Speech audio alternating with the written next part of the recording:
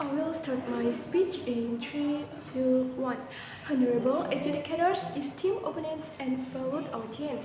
Today, we're not just discussing a motion, but we're kind of challenging a fundamental assumption about this house would give social service and skill training for gambling offenders rather than imprisonment. I, as the government team, strongly agree with the motions today. First of all, gambling is a public health issue that was similar as someone was using a narcotics in distress because of a financial issues and so on. Imprisoning gambling offenders often doesn't address the roots of cause with their behavior, leading to the same cycles over and over again. And with a social service, they can go down to the streets to find out what the real social life is like. Then social training will also give them a basic skill to survive in the social life, not as a gambler of course, but as an ordinary person, and we will be talking not just a gambler in Indonesia, but around the world. The imprisonment methods. Here, have a changes to overcrowding the prison that will add to the burdens on the prison system budgets, which actually the prison punishment would rather get diverted to the corruptor and other violent criminal thing that worsen than that. We have this motion today, of course, with a real big reasoning, because gambling is still using around the world in this era. We uncontrollably move that can get the lead even by the government institutions. The gambling offenders most likely do that because they get forced by the circumstances around them. So my mechanism that I will prone here is that the social service will get implemented as long as the number of gambling times that they have committed.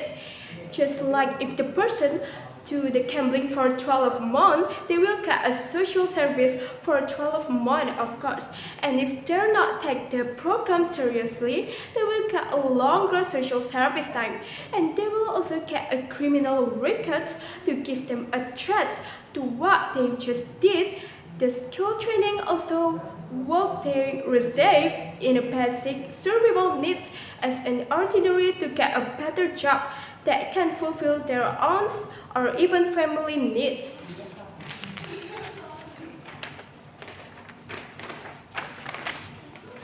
My side of things here, if we successfully implemented this kind of program rather than the prisoner, we would have a lot of advantage because these rehabs will make them turn into a better person and not just know that they did something wrong.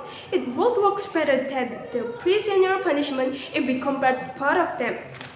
When we just keep implementing the prisoner, I can assure you that it will just a waste of time, judges. Because when they're already free from the prisoner time, they will keep doing the gambling over and over again. Due to they still have a gambler mentality that still live on themselves. That's the worst case on my side. And so what if the best case?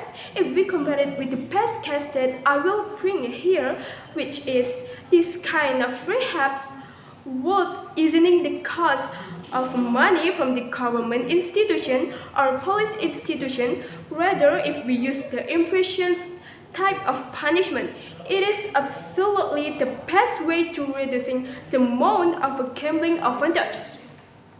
The implementing of these rehabs will make the economic ratio step up higher too.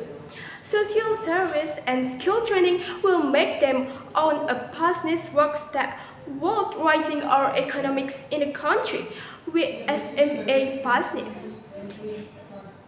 And it will, first I will tell you the advantage of it. It will creating more jobs application, and second, it will reduce the burden of the country budget, and third, it will also increase the income and purchasing power in every country. And gambling is a social issue, not a main criminal do. So we can conclude that they need more social intervention than the criminal penalties. And I think that's all for me. Thank you very much.